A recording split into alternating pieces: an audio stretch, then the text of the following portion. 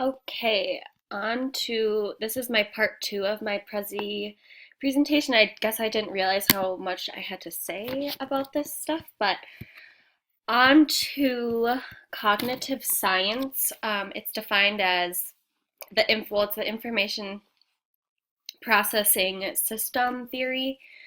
They study how people take in information, how they encode, how they remember things, decision making, the transfer of information, and all that. So, learning in the cognitive science perspective is focused on how to improve students' memory. And the biggest way to do that is they need to know that they can take control of their own knowledge. A way to do this is top-down processing, which is learners select and elaborate on what they perceive, actively shaping their learning as it takes place. An example of this would be students can predict what a book will be about just by looking at the cover, looking at the pictures, kind of skimming or looking at the back cover, to kind of get a grasp of what they are about to learn. Bottom up processing is passively allowing perceptions to occur, hoping to automatically construct a field of knowledge from them. An example of this would be if students are reading a book out loud.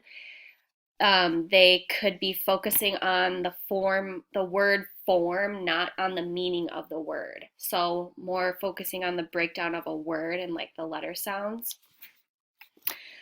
Other approaches to learning or to improving memory for students would be making the information meaningful. So relating the curriculum or the lesson plan to the students' interests, and maybe majority of the students in the classroom have a dog, so you could base curricula or you could base the lesson plan with examples using a dog or something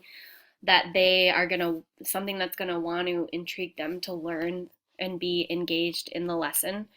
And another technique is repetition and mnemonic, which is um, um, mnemonic has also been proven useful. So this is just a picture of what an example would be of mnemonic memory. So how you can remember the months of the year with your fingers. There was also a picture of the solar system and using your fingers. This is a model it's a Dan Willingham model, and it talks about why don't students remember what they've learned. Like, why do we say, oh, it's on the tip of my tongue, it's in the back of my head, but we can't remember it?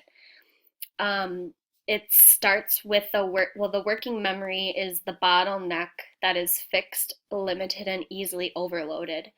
The long-term memory is the storehouse, so it's unlimited and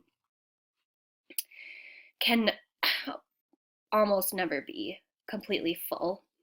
If nothing has changed in the long-term memory, nothing has been learned. As future teachers, we need to reduce the overload of students' working memory and increase the retention in long-term memories. This next diagram is from Robert Bjork, and this talks about how we can have our storage and our retrieval rate and strength. The storage strength is how well learned something is. Retrieval strength is how accessible it is. So, like for example, the your credit card. You were not born knowing that. No, you didn't know. We never have to retrieve that number. So it has low retrieval strength and low storage strength because we never learned it in the first place.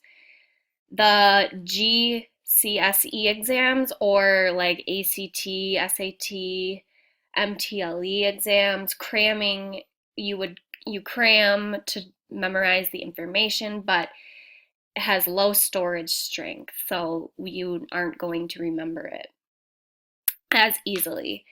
Um, Languages, they talk about how um, if you studied something for years and you don't practice it for a while, it has high storage strength because it's engraved in your mind, and it has low retrieval strength because you haven't practiced it for a while. But you could, if you spent time in France or in a Spanish speaking country, it could easily come back to you, almost like riding a bike.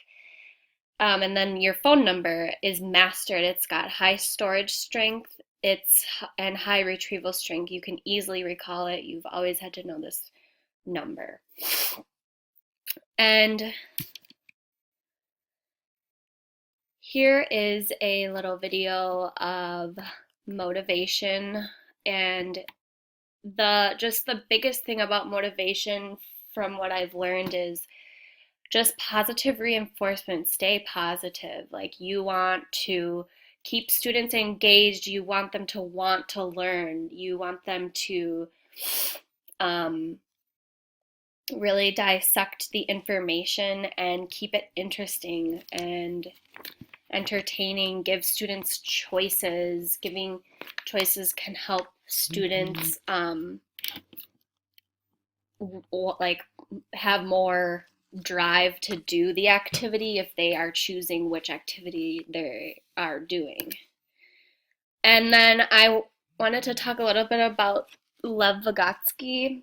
He was in the constructivism theorist, and he really talks about how students should be engaged in the lesson. They should be engaged. You want to help them assess their learning. So after an activity, they discuss with their peers, or they think to themselves, or do like a self-assessment of how they think they did, what could they have done differently, what did they do really well, what went wrong, like really just evaluating and dissecting what the assignment was or the task.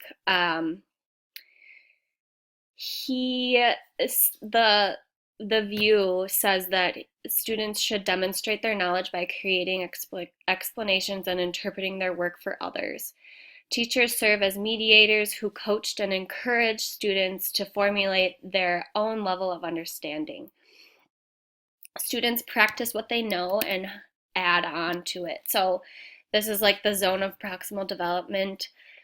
So you are trying to expand on what the student already knows. So what does the student know? What can I expand on, but still kind of observe and help them with that? And then what don't they know? So you're just trying to keep expanding, but still keeping, still like building off of everything that they know and what they're learning. And then this is just a little video about it's about Vygotsky and the difference between him and Piaget. And Vygotsky was just more of a social interaction, adult guidance, and kind of funneling down to having the learner be an individual learner, to be independent and not dependent on the teacher. And the end.